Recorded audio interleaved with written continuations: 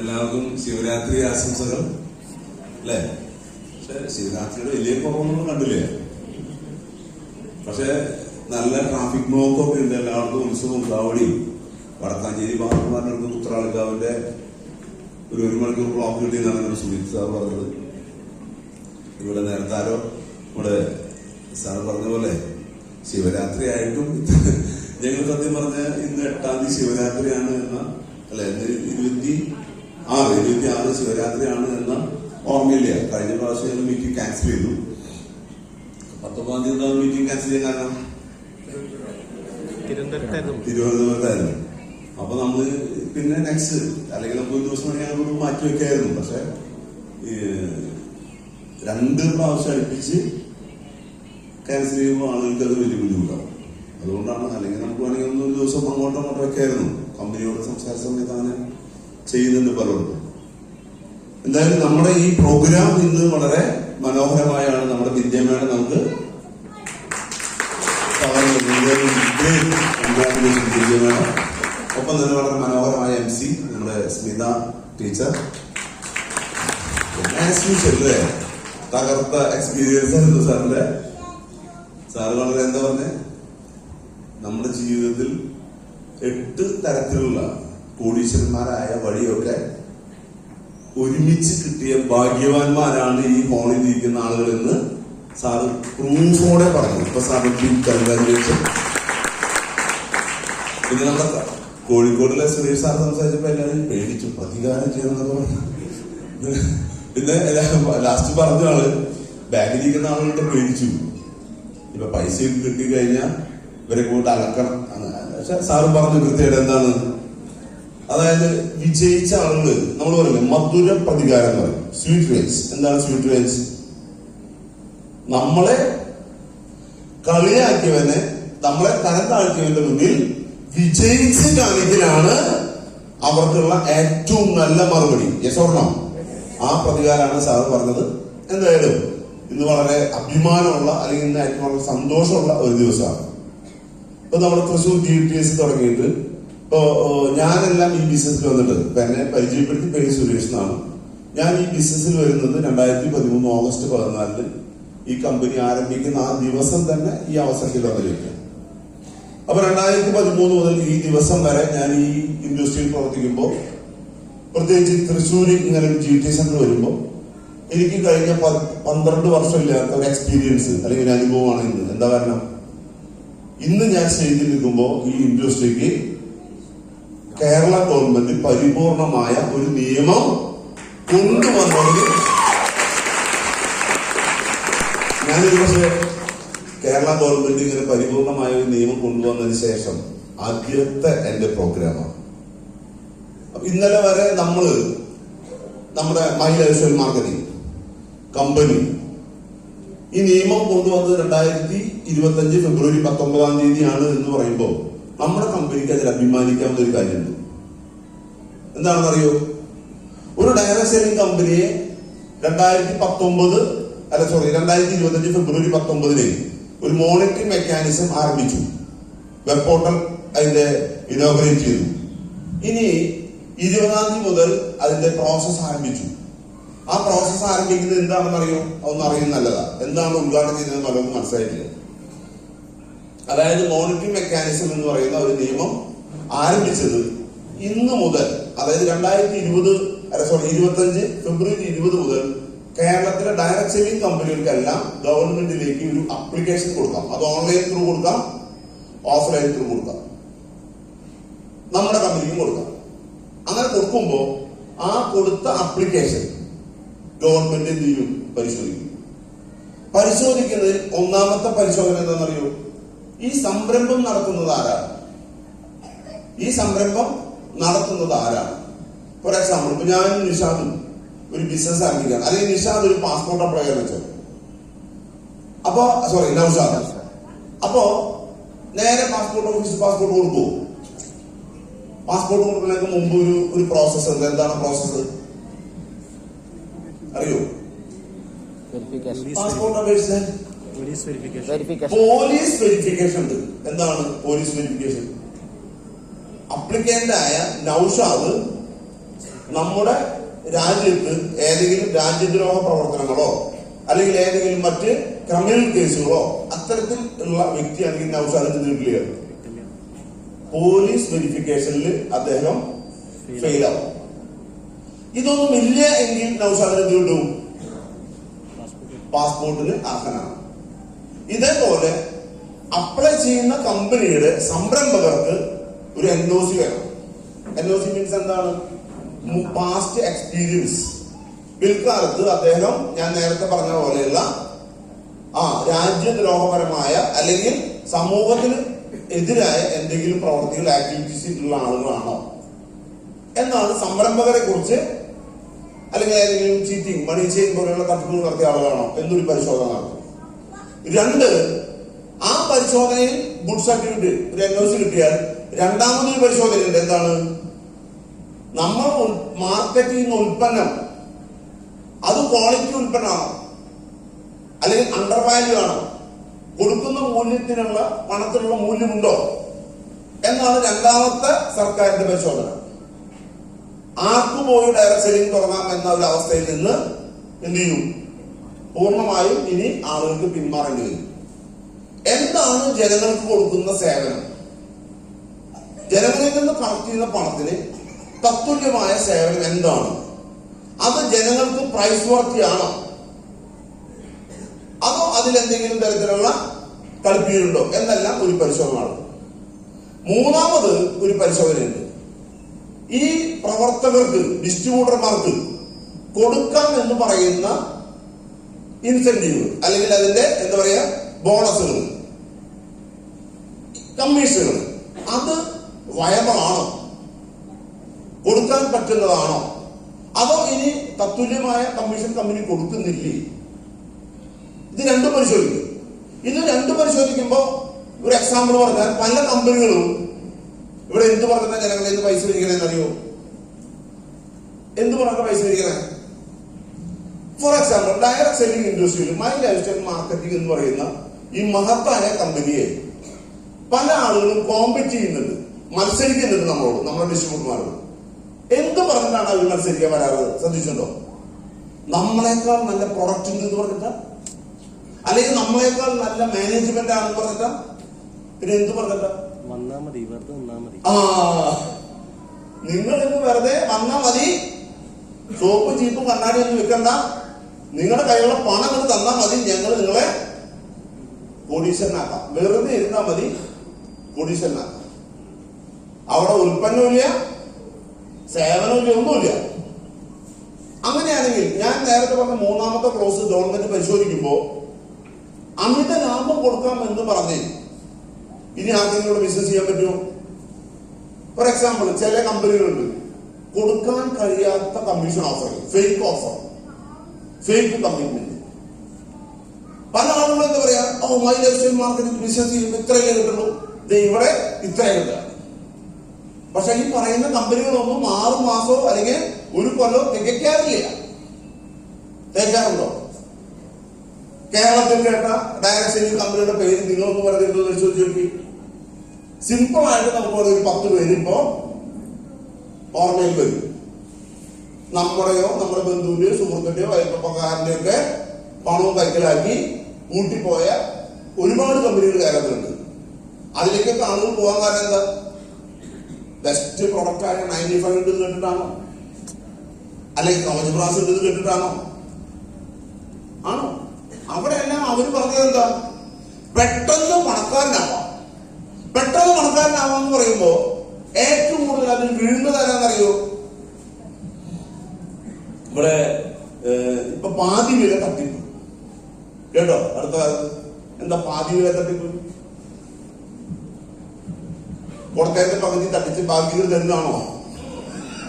അല്ല, ചിലവരാൾ പാതി വില തട്ടിപ്പ്. അപ്പൊ 1000 രൂപ കൊടുത്താൽ 500 രൂപ തട്ടിച്ചിട്ട് 500 രൂപ തരുന്നു വിചാരിച്ച ആൾക്കാരുണ്ട്. അല്ല, ഒരു ഉൽപ്പന്നത്തിന് 2 വീലറിന് 1 ലക്ഷം രൂപ വരുന്ന 2 വീലറിന് 50,000 രൂപയ്ക്ക് നിങ്ങൾക്ക് തരാം എന്ന് പറയുമ്പോ ആള് കൂടി 10,000 കണക്കിന് രൂപയാണ് ഒരു ചെറുക്കൻ എന്ത് ചെയ്യുന്നത്? ഇവിടുത്തെ എല്ലാ സംവിധാനത്തെയും എല്ലാ രാഷ്ട്രീയ പാർട്ടികളുടെ പ്രമുഖ ആളുകളെയൊക്കെ മുന്നിൽ നിർത്തിക്കൊണ്ട് NGOസിനെ മുന്നിൽ നിർത്തിക്കൊണ്ട് എന്ത് ചെയ്ത് 10,000 കോടി രൂപ പറ്റിച്ചു. പറ്റിച്ചിട്ട് ബോധ്യപ്പെടുന്ന എത്ര വർഷം കഴിഞ്ഞിട്ടാണ് ആർക്കും തന്നെ ആ ഒരു ഉൽപ്പന്നം കിട്ടിയില്ല. ഈ ചെറുക്കം 10,000 കോടി രൂപ അക്കൗണ്ട് വരുത്തുകയും ചെയ്തു.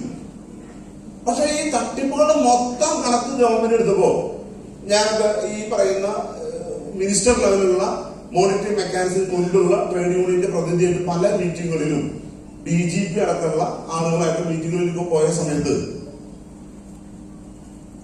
സന്ധ്യ IPS പറയുന്ന ഒരു ഓഫീസറുണ്ട്, ADGP റിട്ടയർഡായി. അവര് പങ്കെടുക്കുന്ന ഒരു യോഗത്തിൽ ഞാൻ പോയി നടന്നു. അത് ഒരുപാട് പ്രതിനിധികൾ, ഞങ്ങൾ ട്രേഡ് യൂണിയന്റെ ഭാഗത്ത് ഞാൻ പ്രതിനിധീകരിക്കുന്ന ട്രേഡ് യൂണിയന്റെ ഭാഗത്ത് 3 ആള്, INTUCയുടെ ഭാഗത്ത് 3 ആള്, AITUCയുടെ പേര്, അങ്ങനെ പ്ലസ് നമ്മുടെ ഗവൺമെന്റ് അധികാരികളൊക്കെ. ആ മീറ്റിംഗിനകത്ത് സന്ധ്യ IPS പറഞ്ഞെന്താ അറിയുന്നു, ഈ പണം തട്ടിപ്പിൽ പണം തട്ടിപ്പിൽ പെട്ടുപോയ ഭൂരിഭാഗം ആളുകളുടെ ഹിസ്റ്ററി എടുത്ത് പരിശോധിക്കുമ്പോൾ അവരെല്ലാം വളരെ സാധാരണക്കാരാണ്. ഒരാൾ പോലും സമ്പന്നന് കൊണ്ട് എന്ത് ചെയ്തിട്ടില്ല, പണക്കാരൻ പണമുള്ള ഒരാൾ പോയിട്ടും എന്ത് ചെയ്തിട്ടില്ല, ഇങ്ങനെയുള്ള പണം തട്ടിപ്പിടപാടിൽ പെട്ടില്ല. ശരിക്കും ലാഭം കൂടുതൽ കിട്ടുമെന്ന് പറയുമ്പോൾ ആരെ ശരിക്കും പോയി പണം നിക്ഷേപിക്കേണ്ടത്? പണമുള്ളവനാ. അവനൊന്നും പണം പോയിട്ടില്ല. പണം പോയതല്ലേ, കടം വാങ്ങിച്ചും പണയം വെച്ചും ആധാരം പണയം അല്ലേ. അതായത് അതിന്റെ അർത്ഥം എന്താ വെച്ചാൽ ഇത്തരം മണി ചെയിൻ തട്ടിപ്പുകൾ വരുമ്പോ അതിനകത്ത് ചെന്ന് ബലിയാണാകുന്നത് ഇവിടുത്തെ തീരെ പണമില്ലാത്ത വളരെ പാവങ്ങളാണ്. എന്താ കാരണം? അവരുടെ അടുത്താണ് ഇരട്ടി വില അല്ലെ ഇരട്ടി ലാഭം തരാം, പാതി വില തരാം എന്നൊക്കെ പറയുമ്പോൾ അവരാണ് ഇതിൽ അട്രാക്റ്റീവ് ആവുന്നത്. പണമുള്ളവനറിയാം എന്ത്, അങ്ങനെയൊന്നും ഒരാൾക്ക് അമിതം ലാഭം തരാൻ കഴിയില്ല. പണം ഉണ്ടാക്കിയ ഒരാളോട് യൂസഫ് അലി സാറോട് ചെന്നിട്ട് നിങ്ങൾ അമിതമായി ലാഭം ഉണ്ടാവുന്ന ബിസിനസ് പറഞ്ഞാൽ വിശ്വസിക്കുമോ? എന്താ കാരണം? അയാൾക്കറിയാം കൃത്യമായിട്ട് 10-40 വർഷമായിട്ട് ഇവിടെ പണം ഉണ്ടാക്കാൻ കഴിയുന്ന ബിസിനസ് എന്താണ്, പണം നഷ്ടപ്പെടുന്ന ബിസിനസ് എന്താണ്. അതായത് ഇവിടെ സാധാരണക്കാരനെയാണ് ഏറ്റവും കൂടുതൽ ഈ മണി ചെയിൻ തട്ടിപ്പിന്റെ പേരിൽ ചൂഷണം ചെയ്തിട്ടുള്ളത്. ഇന്ന് ഫെബ്രുവരി 19 കഴിയുമ്പോ കേരളത്തിനകത്ത് ഡയറക്ട് സെല്ലിംഗ് ഇൻഡസ്ട്രിക്ക് ഒരു പുതിയ ഊർജവും ഉന്മേഷവും കിട്ടിയതിന്റെ കാരണം ഈ ഇൻഡസ്ട്രിക്ക് പരിപൂർണ നിയമനിർമ്മാണം നടന്നു. ഇനി മുതൽ ഈ ഇൻഡസ്ട്രിയിൽ പഴയ പോലെ 100% ഒന്നും പറയാൻ കഴിയില്ല, 100% തട്ടിപ്പുണ്ടാവില്ല എന്ന് പറയാൻ കഴിയില്ല. പക്ഷെ ജനങ്ങളെ ഈ തട്ടിപ്പ് ബോധവൽക്കരിക്കാൻ എല്ലാ ജില്ലകളിലും സർക്കാർ തന്നെ നേരിട്ട് ബോധവൽക്കരണ ക്ലാസുകൾ സംഘടിപ്പിക്കും. അതായത് സർക്കാർ നേരിട്ട് അന്ന് ബോധവൽക്കരണ വെബ്സൈറ്റ് ഉദ്ഘാടനം ചെയ്തിട്ടുണ്ട്. നിങ്ങളെ ഈ എന്താ പറയാ, നമ്മളിപ്പോ DIC എന്ന് പറയുന്ന ഒരു സംഭവമുണ്ട്, ജില്ലാ വ്യവസായ കേന്ദ്രം കേട്ടോ. ജില്ലാ വ്യവസായ കേന്ദ്രം പഞ്ചായത്തുകളിലും കൃഷിഭവനുകളിലൊക്കെ സംരംഭകത്വത്തെ കുറിച്ച് അവരെ തൊഴിലിനെ കുറിച്ചൊക്കെ നിങ്ങളെ ഉയർത്തിക്കൊണ്ടുവരാൻ വേണ്ടി ക്ലാസ്സുകൾ എടുക്കും. ഇതേപോലെ ഇനി കേരളത്തിൽ വരാൻ പോകുന്ന നാളുകളിൽ ഗവൺമെന്റ് തന്നെ ഡയറക്ട് സെല്ലിംഗ് ഇൻഡസ്ട്രിയെ കുറിച്ച്, മൾട്ടി ലെവൽ മാർക്കറ്റിംഗിനെ കുറിച്ച്, സത്യസന്ധമായി എങ്ങനെ നിങ്ങൾക്ക് തൊഴിലെടുത്ത് വിജയിപ്പിക്കാം എന്നതിനെ കുറിച്ച് സർക്കാരിന്റെ ഭാഗത്ത് ഇനി ക്ലാസ്സുകൾ ഉണ്ടാവും. ഒരു പക്ഷെ അങ്ങനെ സർക്കാർ ക്ലാസ് വയ്ക്കുമ്പോ ആ ക്ലാസ് ഒക്കെ എടുക്കാൻ പോകുന്ന ആളുകളാണ് ആരെ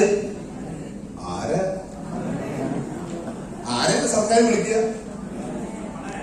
തോട്ടം തൊഴിലാളിനെ വിളിച്ചിട്ട് മൾട്ടി ലെവൽ മാർക്കറ്റിംഗ് ക്ലാസ് തരൂ? ഓട്ടോ തൊഴിലാളിനെ വിളിച്ചിട്ട് മൾട്ടി ലെവൽ മാർക്കറ്റിംഗ് ക്ലാസ് എന്താ പറ്റുമോ?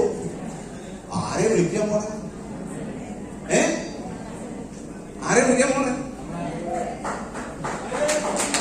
നിങ്ങളെ ഓരോരുത്തരെയും നിങ്ങളുടെ പഞ്ചായത്തുകളിൽ ആളുകൾ വന്ന്, പഞ്ചായത്തിന്റെ അധികാരികൾ വന്ന് ചോദിക്കും, മേഡം ഒരു അരനേരം വന്ന് ഞങ്ങൾക്ക് പോലും അറിയില്ല, ഇങ്ങനെ ഒരു സർക്കുലർ വന്നത് സർക്കാരിന്റെ. ആ സമയത്ത് അങ്ങനെ സെലക്ട് ചെയ്യുന്ന സമയത്ത് ഇന്ത്യയിലെ സത്യസന്ധതയുടെ പര്യായമായ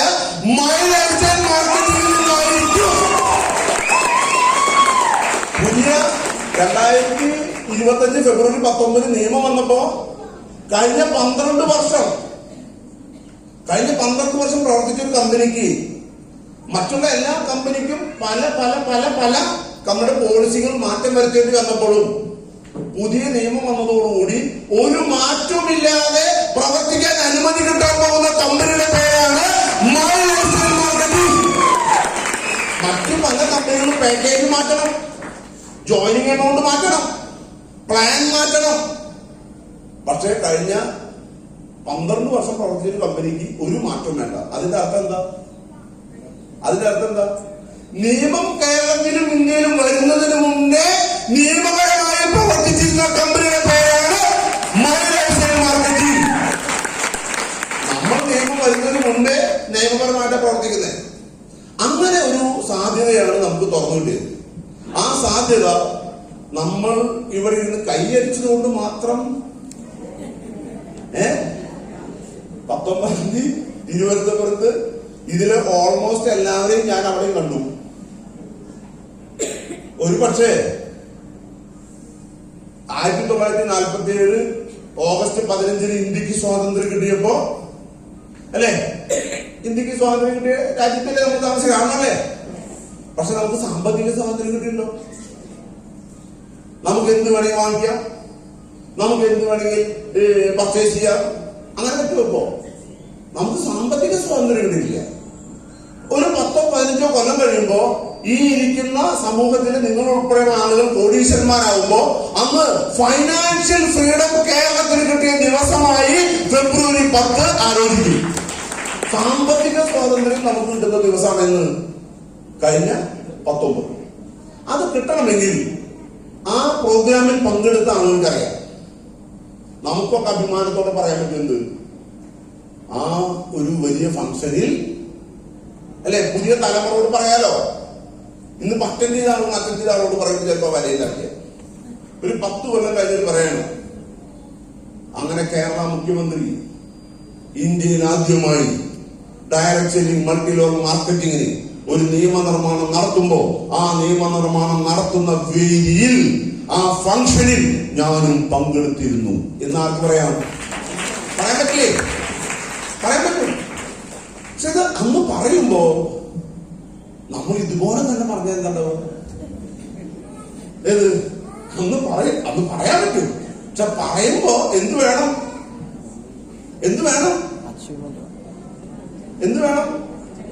4, 5, 6 അല്ലെങ്കിൽ 10 വർഷം കഴിഞ്ഞ് പറയുമ്പോ ആ പറയുന്ന സമയത്ത് ആ പറയുന്ന വീട്ടിൽ ഒരു BMW, ഒരു ബെൻസും, ഒരു ബംഗ്ലാവും ഉണ്ടായിരിക്കണം.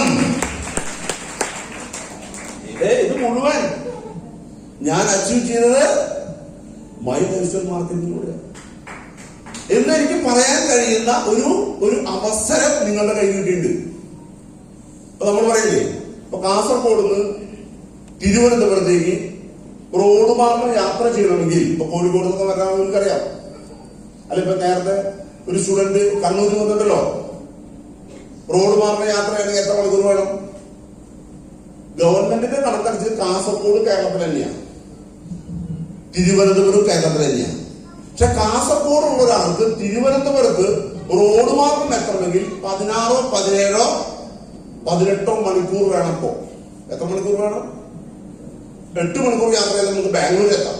തൃശ്ശൂരിൽ നിന്ന് നമുക്ക് 8 മണിക്കൂർ യാത്ര ചെയ്താൽ ബാംഗ്ലൂരിൽ എത്താം. പക്ഷെ നമുക്ക് കാസർഗോഡുള്ള ആൾക്ക് കേരളത്തിന്റെ ഈ അറ്റത്ത് എത്ര മണിക്കൂർ വേണം? 16, 17, 18 മണിക്കൂർ വേണം. അതാണ് ഇപ്പോഴത്തെ റോഡിന്റെ അവസ്ഥ, ട്രാഫിക്കിന്റെ അവസ്ഥ. ഈ സമയത്ത് വിപ്ലവകരമായ ഒരു ഡിസിഷൻ, കാസർഗോഡ് നിന്ന് ഒരു ഹൈവേ എവിടെ കയറിണ്ട്? തിരുവനന്തപുരത്തേക്ക്. എങ്ങനെയാണ് ഹൈവേയുടെ ഡിസൈൻ ചെയ്തിരിക്കുന്നത്? ആറുവരിപ്പാത.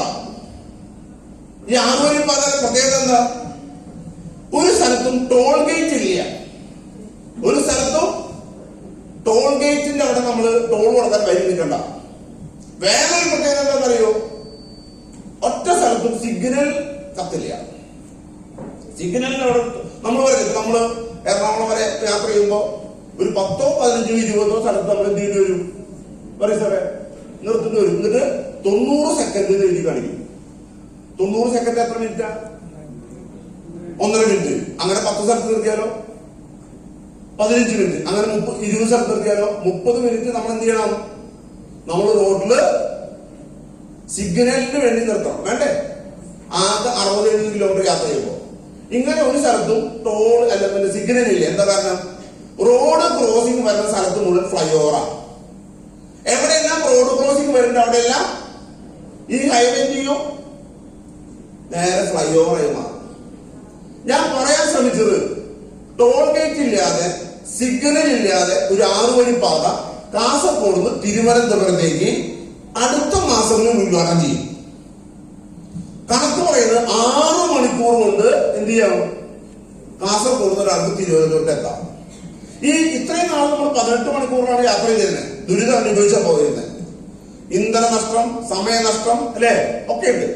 ഈ ഹൈവേ വരുമ്പോ കേന്ദ്ര ഗവൺമെന്റും കേരള ഗവൺമെന്റും കൊണ്ട് ഹൈവേ ഉദ്ഘാടനം ചെയ്യും.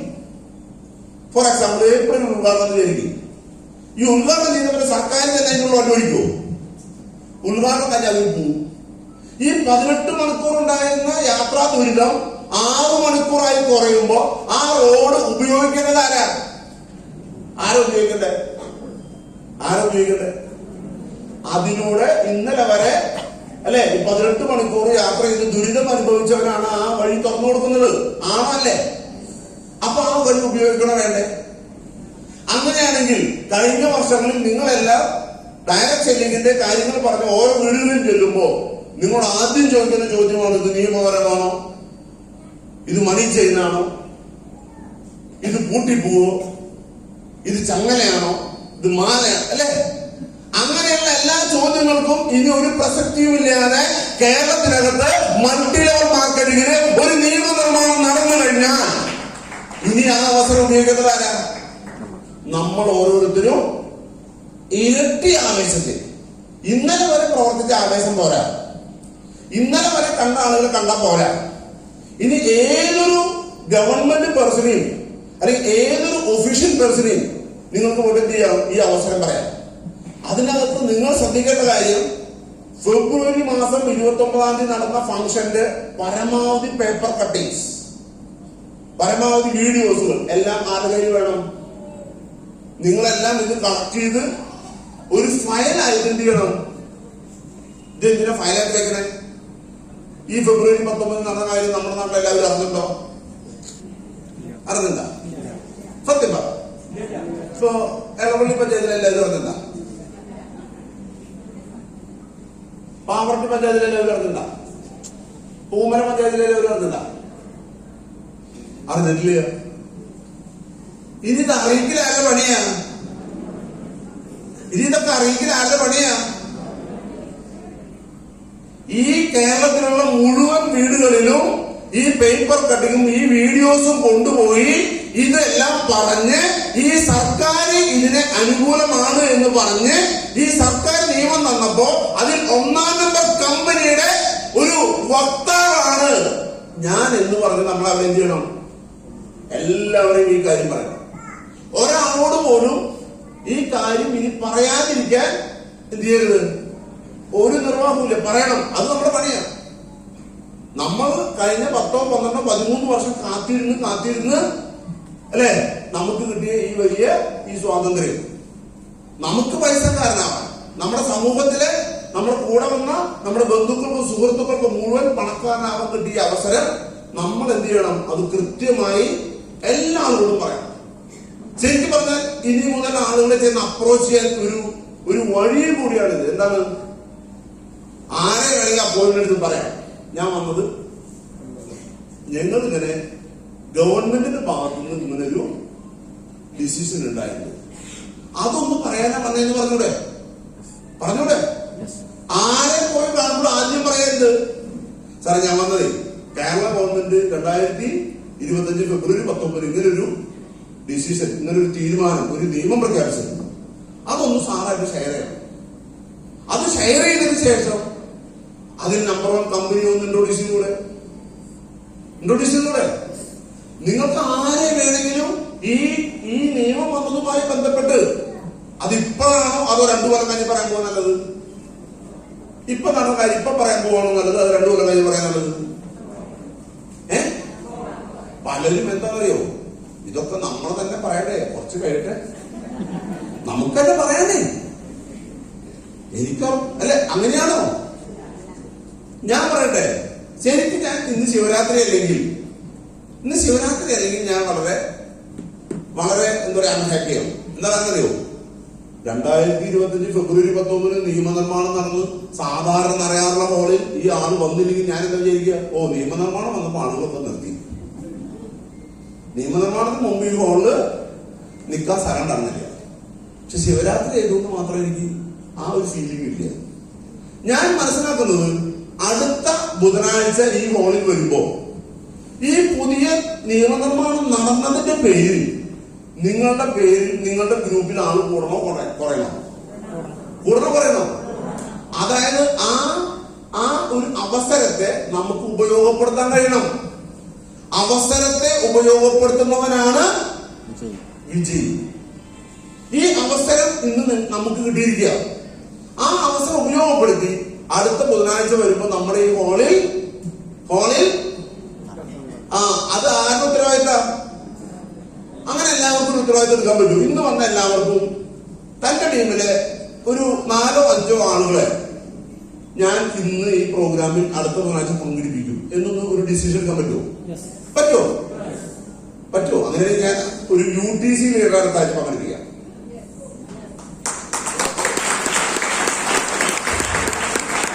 ഹലോ, പറ്റുമോ? ആരോടാ ചോദിച്ചേ ഞാൻ? നിങ്ങളോട്. അപ്പൊ നിങ്ങളുടെ ഭാഗത്ത് ഉത്തരം മതിയോ? നമുക്ക് അടുത്ത 2 മാസം കഴിഞ്ഞാൽ കേരളത്തിൽ നടക്കാൻ പോകുന്ന നെക്സസ് പ്രോഗ്രാം ഉണ്ട്. ഈ നെക്സസ് പ്രോഗ്രാമിലേക്ക് വലിയ വിജയികളായി ഏറ്റവും കൂടുതൽ വിജയികളെ സൃഷ്ടിക്കേണ്ട ജില്ല അത് തൃശ്ശൂർ ജില്ലയാണ്. എല്ലാവരും പേടിച്ചിട്ടിരിക്കണം. തൃശ്ശൂരിന് എത്ര അച്ചീവേഴ്സ് ഉണ്ടാവും? നമ്മളെയാണ് എല്ലാവരും ഉറ്റുനോക്കുന്നത്. കഴിഞ്ഞ നെക്സസ് പ്രൊമോഷൻ നടന്ന സമയത്ത് തൃശ്ശൂർ അനൗൺസ് ചെയ്തപ്പോ പ്രതീക്ഷിക്കാത്ത പല ആളുകളും പേര് അനൗൺസ് ചെയ്തപ്പോ ഞാനുണ്ടാ. ഇന്ന് കേരളത്തിലെ നമ്പർ 1 ബിസിനസ് ഗ്രൂപ്പാണ് തൃശ്ശൂർ ജില്ലയിലെ ഈ ഇരിക്കുന്ന നിങ്ങൾ. എല്ലാവരും നിങ്ങളെയാണ് നോക്കുന്നത്. അപ്പൊ ആ ഒരു പ്രോഗ്രാം മെയ് 17 നടക്കുന്ന പ്രോഗ്രാമിലേക്ക് നമുക്ക് എന്ത് ചെയ്യണം? ഈ നിയമനിർമ്മാണത്തിന്റെയും കൂടെ ഈ പറയുന്ന റിസൾട്ട് നമ്മുടെ എന്താ പറയാ നമ്പർ അച്ചീവേഴ്സിനെയും കൊണ്ട് അവിടെ പോകണം. നിർബന്ധമായും വരാൻ പോകുന്ന നാളുകളിൽ നമ്മുടെ എല്ലാം ജോലി കുറയുന്ന ഒരു പണിയാണ് ഈ നിയമനിർമ്മാണത്തിലൂടെ സംഭവിച്ചത്. നമുക്കെല്ലാവർക്കും അന്നവിടെ പ്രഖ്യാപിച്ച മുൻ മന്ത്രി അന്നവിടെ പ്രസംഗിച്ച് ശ്രദ്ധിച്ചു നിങ്ങളെല്ലാവരും? ആന്റണി രാജു എന്താണ് പറഞ്ഞത്? ഇന്നലെ വരെ അനാഥരായ തൊഴിലാളികളായ നിങ്ങൾ ഇന്നു മുതൽ കേരള ഗവൺമെന്റിന്റെ തൊഴിലാളികളായി മാറി. ആളുകൾ പ്രഖ്യാപിച്ചു. അതിന് കൂടെ ആളുകൾ വരി കൂടെ ചേർത്ത് പറഞ്ഞു. എന്താണ് പറഞ്ഞത്? വരുന്ന വർഷങ്ങളിൽ സർക്കാരിന്റെ ആനുകൂല്യങ്ങൾ നിങ്ങൾക്ക് തരാനുള്ള പ്ലാനും പദ്ധതികളും ഞങ്ങൾ ഇന്നു മുതൽ തയ്യാറാക്കാൻ പോകാം. ക്ഷേമ പദ്ധതികൾ മറ്റുള്ള എല്ലാ തൊഴിലാളികൾക്കും ഉള്ള പോലെ കേരളത്തിൽ direct selling multi level marketing തൊഴിലാളികൾക്ക് ക്ഷേമ പെൻഷനുകൾ ഉൾപ്പെടെയുള്ള എല്ലാ സപ്പോർട്ടും കേരള ഗവൺമെന്റ് നിങ്ങൾക്ക് തരാൻ പോവുക. ഐഡന്റി കാർഡ് തരാൻ പോവുക. ഈ മേഖലയിലുള്ള ആളുകൾക്ക് ഐഡന്റി കാർഡ് അത്തരത്തിൽ വലിയ ഒരു പ്രൊഫഷനായി നമ്മൾ മാറാൻ പോവുക. മറ്റു മോട്ടിവേഷൻ ഒന്നും ആവശ്യമില്ല. ഇങ്ങനെല്ലാം സംഭവിച്ച സമയത്ത് നമ്മളുടെ അഭിമാനം എന്താ? ധാരാളം ഡയറക്ട് സെല്ലിംഗ് കമ്പനികളുണ്ട്. നമ്മളുടെ അഭിമാനം എന്താ? 12,000 13,000 ആളുകൾ ഔദ്യോഗികമായി പങ്കെടുത്തു എന്നാണ് ഗവൺമെന്റിന്റെ കണക്ക്. അവിടെ 13,000 ആളുകൾ പങ്കെടുത്തു എന്നാണ് അവിടെ ഔദ്യോഗിക കണക്ക്. ഇത് പറയുന്ന ഒരു രസം പറയാം. തലേ ദിവസം അവിടെ പങ്കെടുക്കേണ്ട ഒരാളായിരുന്നു ഞാൻ. അപ്പൊ എന്റെ സംസ്ഥാന ജനറൽ സെക്രട്ടറി പോയി. തലേ ദിവസം ഗവൺമെന്റ് അടിയന്തര മീറ്റിംഗ് വിളിച്ചു. കളക്ടർ അടക്കം GR അനിൽകുമാർ പറഞ്ഞു 3000 ചെയർ ഇട്ടാ മതി ഹോളിൽ. 3000 ചെയർ. അപ്പോ ഈ ആളുകളെ കോർഡിനേറ്റ് ചെയ്യണ എന്റെ യൂണിയന്റെ നമ്പർ കൊടുക്കാൻ എന്നെയാണ് ചുമതലപ്പെടുത്തിയത്. വേഗം ജനറൽ സെക്രട്ടറിനെ വിളിച്ചു. സുരേഷേ, സർക്കാരിന്റെ പ്രതിനിധിയായ കളക്ടർ അവിടെ വേദിയുണ്ടായിരുന്നു. ആള് പറഞ്ഞത് 3000 ചെയർ ഇട്ടാൽ മതി. എന്താ കാരണം അറിയോ? 3000 ചെയർ ഇട്ടിട്ട് അത് പറഞ്ഞാൽ ഉദ്ഘാടകനായ മുഖ്യമന്ത്രി ഹാക്കിയോ 5000 ചെയർ ഇട്ട് 3000 ചെയറിൽ ആളുവെന്നുള്ള വെച്ചാലോ ഇതെന്തിനാ എന്താ ഇങ്ങനെയൊക്കെ നടത്തി ചോദിക്കില്ലേ? അപ്പൊ 3000 ചെയർ ഇട്ടാൽ മതി എന്ന് പിറ്റേ ദിവസം, അതായത് 18-ാം തീയതി രാവിലെ തീരുമാനിക്കുന്നു. വേഗം വിളിച്ചു. ഞാൻ പറഞ്ഞു 1 മിനിറ്റ് സുരേഷ് എപ്പ തരാം. പാലക്കാട് മൈലേജിന്റെ 7 ബസ്, കാസർഗോഡ് 6 ബസ്, കണ്ണൂര് ഇങ്ങനെ ബസ് കണക്ക് പറഞ്ഞപ്പോ 7800 ആള് മൈലേജിന്റെ മാത്രം. ഞാൻ പുറത്താണതാ ഈ കണക്ക് പറഞ്ഞെങ്കിൽ ആൾ പറഞ്ഞു വാട്സപ്പ് ചെയ്യാൻ പറഞ്ഞു. ഞാൻ വാട്സപ്പ് ചെയ്ത് കൊടുത്തു. നേരെ കണക്ക് സാർ, ഞങ്ങളുടെ ഓർഗനൈസേഷന് ഇത്ര പേര് വരുന്നത്, കാരണം നിങ്ങളുടെ ഓർഗനൈസേഷനോ? അപ്പൊ INTC-യുടെ ആളപ്പുറത്തുണ്ട്. ഇവരെല്ലാം പറഞ്ഞല്ല സുരേഷ്, ആള് ജനറൽ സെക്രട്ടറി പേര് സുരേഷനാണ്. അല്ലല്ല ഞങ്ങളുടെ ആളുകൾ ഇത്രയൊക്കെ. തൊട്ടപ്പുറത്തുനിന്ന് ബോബി സാർ പറഞ്ഞു, സാർ ഞാൻ ഇവര് പറയണ്ടാതിരുന്ന ഞങ്ങളുടെ കമ്പനിയിൽ നിന്ന് മാത്രം 9000 പേര് വരുന്നുണ്ട്. ഈ രണ്ടും കൂടെ കൂട്ടിയപ്പോ 5000 + 2000 7000 ചെയറാണ് സർക്കാർ തീരുമാനിച്ചു. ഞാൻ പറയുന്നത് അവിടെ പങ്കെടുത്ത മൊത്തം ആളുകൾ സർക്കാരിന്റെ ഔദ്യോഗിക തലത്ത് 12,000-13,000. പക്ഷെ അതിലെ 80% ആളുകളെ പങ്കെടുപ്പിച്ച കമ്പനിയുടെ പേരാണ് my lifestyle marketing global private limited. നമ്മളാണ് നമ്പർ 1. ഈ ഒരു അവസരം നമ്മൾ ഉപയോഗപ്പെടുത്തണോ വേണ്ടേ? ഈ അവസരം ഏറ്റവും കൂടുതൽ ഉപയോഗപ്പെടുത്തി പ്രയോജനപ്പെടുത്തി ഏറ്റവും കൂടുതൽ വിജയികളെ അടുത്ത 2-3 വർഷം കൊണ്ട് സൃഷ്ടിക്കാൻ പോകുന്ന കമ്പനിയുടെ പേരാണ് my lifestyle marketing global private. ഏറ്റവും രസകരമായ കാഴ്ച എന്താ? മൈ ലൈഫിന്റെ ലീഡേഴ്സ് ആണ് സ്റ്റേജിലും അതിന്റെ വളണ്ടിയർമാരും. തൃശ്ശൂരിന് പോയാലും ധാരാളം വളണ്ടിയർമാരുണ്ടായിരുന്നു ഇല്ലേ? ഈ ഹോളിലുള്ള ധാരാളം പേര് വളണ്ടിയർ ആയിരുന്നു. ഓൾ ഇൻ ഓൾ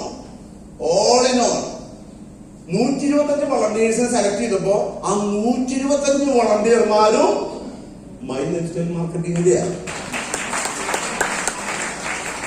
മന്ത്രിക്ക് എന്താ പറയാ, വെള്ളം കൊടുക്കാൻ, ബൊക്ക കൊടുക്കാൻ, ചെയർ റെഡിയാക്കാൻ. അതായത് ഒറ്റനോട്ടത്തിൽ പറഞ്ഞാൽ ആ പ്രോഗ്രാം ഒരു മൈ ലൈഫ് സ്റ്റൈൽ പറയാൻ പാടില്ല. ഒറ്റനോട്ടത്തിൽ പറഞ്ഞാൽ ആ പ്രോഗ്രാം ഒരു മൈ ലൈഫ് സ്റ്റൈൽ മാർക്കറ്റിംഗ് പ്രോഗ്രാമായി മാറി. Yes or no? ഇതിനിടയിൽ നമ്മുടെ കമ്പനി തൊപ്പി തന്നിട്ടായിരുന്നു. തൊപ്പി തന്നപ്പോ മറ്റു യൂണിയൻ നേതാക്കളും മിനിസ്റ്റർ അടക്കുന്ന ആളുകൾ വന്നു, നിങ്ങളാ തൊപ്പി വെക്കരുത്. വെച്ചാൽ മുഖ്യമന്ത്രി വിചാരിക്കും ഇതൊരു കമ്പനിയുടെ പരിപാടിയാണ്, ഇത് സർക്കാരിന്റെ പരിപാടിയാണ്. ദയവ് ചെയ്ത് നിങ്ങള് ബോബി സാർ വേഗം ചെയ്തു. ബോബി സാർ വേഗം ടൈപ്പ് ചെയ്യുന്നു, മെസ്സേജ് ടൈപ്പ് ചെയ്യുന്നു, ITC ഗ്രൂപ്പിലിട്ടു. ഹോളിലേക്ക് കിടക്കുമ്പോ തൽക്കാലം നമ്മുടെ മൈ ലൈഫിന്റെ തൊപ്പി വെക്കേണ്ടതില്ല. പക്ഷെ നമ്മുടെ ആളുകളെ പറഞ്ഞ കേൾക്കുന്നതുകൊണ്ട് ആരും തൊപ്പി വെച്ചില്ലല്ലോ. മുഴുവൻ ആളുകളും തൊപ്പി വെച്ചിരുന്നെങ്കിൽ അത് ഒറ്റ നോട്ടത്തിൽ അതൊരു മൈ ലൈഫ് പ്രോഗ്രാമുമായി മാറുമായിരുന്നു. ഞാൻ പറഞ്ഞത് ഇത്രയും നല്ല ഒരു ഗോൾഡൻ ഓപ്പർച്യൂണിറ്റിയിലാണ് നമ്മൾ നിൽക്കുന്നത്. എന്തിനാണ് ഡയറക്ടറാണ് 10, 20, 30, 40, 50 കൊല്ലം കഴിഞ്ഞാൽ കാശ് കിട്ടാനാണോ, പണക്കാരനാണോ? അല്ല. ഏറ്റവും ഷോർട്ട് പീരീഡിൽ 2, 3, 4 വർഷം കൊണ്ട് വലിയ സമ്പത്ത് ഉണ്ടാവാൻ, വലിയ കോടീശ്വരനാവാൻ, അതിനാണ് നമ്മൾ നെറ്റ്വർക്ക് ബിൽഡ് ചെയ്യണേ, ഗ്രൂപ്പിനെ ബിൽഡ് ചെയ്യണേ. അങ്ങനെ ഒരു ഗോൾഡൻ ഓപ്പർച്യൂണിറ്റി നമുക്ക് കിട്ടിയ ഈ എന്താ പറയുക സുന്ദര ദിനത്തിൽ അല്ലെങ്കിൽ നിമിഷത്തിൽ നമ്മളെല്ലാവരും ഊർജ്ജസ്വലരായി വലിയ വിജയികളാവാൻ വേണ്ടി നിങ്ങളെല്ലാം റെസ്റ്റില്ലാതെ ജോലി ചെയ്യുക. നിങ്ങൾക്ക് എല്ലാവർക്കും അടുത്ത വരും വർഷങ്ങളിൽ വലിയ വലിയ വലിയ വലിയ സമ്പന്നനും കോടീശ്വരനുമായി മാറാനുള്ള അവസരമാണ് മൈ ലൈഫ് സ്റ്റൈൽ മാർക്കറ്റിംഗ് തരുന്നത്. അതെല്ലാവരും പ്രയോജനം